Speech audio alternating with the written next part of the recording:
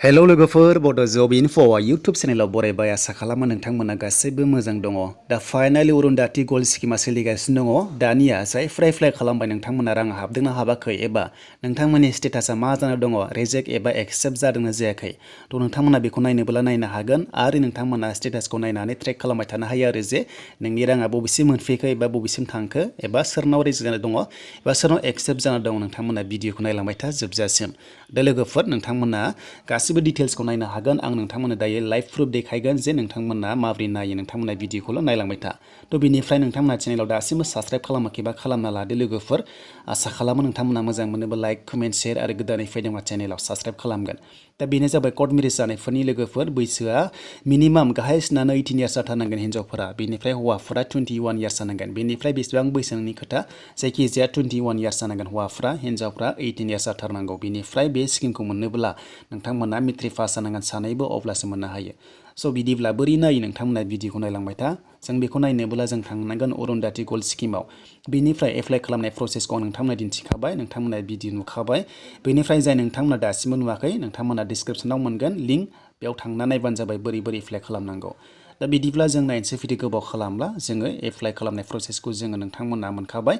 थ' बिदिब्ला जोङो नायनोसै दानिया स्टेटास ना, जों स्टेटासखौ नायनोसै। दा बोरै नायो नोंथांमोना नायलां भिडिअखौ। थ' जों नैबाव फैनांगोन दै, बेयाव फैनाय लोगो लोगो नोंथांमोना लेंगुवेज सेलेक्ट खालामनोबा थ' नोंथांमोना नैबाव 3 डट्स बेयाव थुनानै जोङो लेंगुवेज सेलेक्ट खालामनांगौ, अब्ला बियो इंलिश जायो। थ' बे एसामिसनि ना, नोंथांमोना नैबे गाहायाव लाना फैनानै लेंगुवेज मोनो। थ' नोंथांमोना सेटिंसआव थांनांगोन आरो। थ' दायो आं सेटिंसआव फैनोसै, बेयाव फैनानै लेंगुवेज जोङो बेयाव सेलेक्ट खालामनांगौ। इंलिश, हिन्दी होना लानो हायो जों बेयाव थुनानै। दा नोंथांमोना जायखिजाया सेलेक्ट खालामना ला, इंलिश नङाबा हिन्दी। बेयाव नोंथांमोना नुनो मोन्दों एसामिसखौ जोंनो नाङा, जों सिनाया, बेखायनो जोङो बेयाव इंलिशखौ होनोसै। थ' बिदिब्ला जाबाय। बिनिफ्राय जोङो बेक फैफिनदो, बेक होनानै दानिया जों स्टेटास नायनोसै नङा होमबा। दा बेखायनो नोंथांमोना बेयाव मोनथाम अपसननि गेजेराव मोनसे GPS नुदों, बेयाव नोंथांमोना क्लिक खालामना हो, अब्लानो जोङो स्टेटासखौ नायना लानो हायो। दा जोङो बेयाव स्टेटास नायनोसै, थ' बेखायनो आं बेयाव क्लिक खालामसै। थ' नोंथांमोनाबो खालामदो।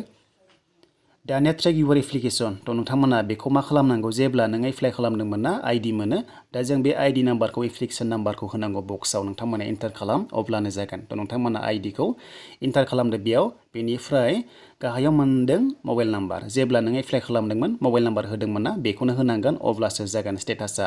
थ' बेखायनो बेयाव होदो रेजिस्टार मबाइल नाम्बारखौ ना। बेनिफ्राय दानिया केपसा, थ' जों केपसाखौ जेरै नुदों नोंथांमोना होनांगोन। थ' बेयाव केपसा नुदों, नोंथांमोना जेरै दं बेखौ केपसायाव होनांगोन आरो नोंथांमोना एन्टार खालामथारनांगोन, अब्लासो जागोन। थ' नोंथांमोना कारेक्टखौ होनांगोन। बेनिफ्राय साबमिट मोनो, थ' नोंथांमोना साबमिटआव थुनांगोन गाहायाव। दा साबमिटआव थुनाय लोगो लोगोनो जायो आरो गासिबो। बेयाव जों होनोसै, जों आइडिखौ होनायसै आरो जायखिजाया सासे साबस्क्राइबार्स लोगोनिखौ होनोसै बेयाव। बेनिफ्राय जों नायनोसै स्टेटासखौ मा जाना दङ आरो माब्ला मोनगोन आरो बबेसिम फैखो।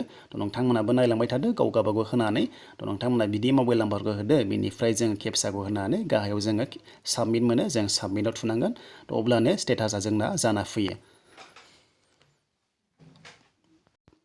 दानिया आङो साबमिटआव थुनोसै, ओमफ्राय जोंहा स्टेटासा फैसिगोन आरो नोंथांमोना नैबाव गाहायाव बोख्लायनांगोन। दा स्टेटासा फैबाय, गाहायाव नायदो नै बेयाव मा जाना दङ। दा एप्लिकेसन स्टेटासखौ नायदो नै बेयाव नाम्बार ओंखारबाय। दा प्रिन्टबो खालामना लानो हायो, जुदि नोंथांमोना प्रिन्ट खालामनो गोसो दङबा। थ' नोंथांमोना प्रिन्ट खालामना लानो हायो आरो एप्लिकेसनखौ। थ' नोंथांमोना खालामना लाबानो जाबाय नांगौ जायोब्ला। दा नोंथांमोना स्टेटासखौ बेबायदि नायनो हायो आरो। थ' बेयाव नै एप्लाइआ 2021 नि एप्रिलनि 26आव जादोंमोन। थ' नोंथांमोना नुनो मोन्दों 26 एप्रिलाव एप्लाइड साक्सेसफुलि जाबाय। बेनिफ्राय दायो एप्लिकेसनखौ सेन्ड खालामहरबाय SRO। थ' बे जादों 26 एप्रिलानो हरदोंमोन आरो एप्लाइ साक्सेसफुल जानाय लोगो लोगो। थ' बेखौ हरनाय जाबाय 26 एप्रिलाव।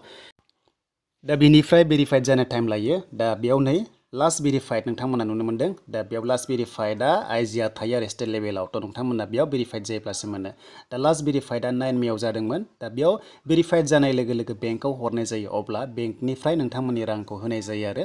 थ' बाजेट जायोब्लानो रांखौ खनसेनो सोनाय जायो, सासे सानै सोआ खनसेनो बुरजा बुरजा सोनाय जायो, बेखायनो नोंथांमोना नेनांगौ जायो। दा बेनिया अलरेडि बेंकआव सफैबाय, नोंथांमोना नायदो सेन्ड टु बेंक। दा बेंकनिफ्राय हरनाय लोगो लोगोनो बियो रांखौ मोननाय जासिगोन। स' लोगोफोर नोंथांमोना बेबायदि नायबाय थाबानो जाबाय, बेयावनो ट्रान्सफार जागोन, जेब्ला फैगोन अब्ला नोंथांमोना रांखौ मोनसिगोन। दानिया लोगोफोर गोदानै फैदोंबा चेनेलाव नोंथांमोना साबस्क्राइब खालामदो, बेबायदि नोंथांमोना गोदान गोदान आपडेट मोनबाय थागोन बड' जब इनफो इउटुब चेनेलाव।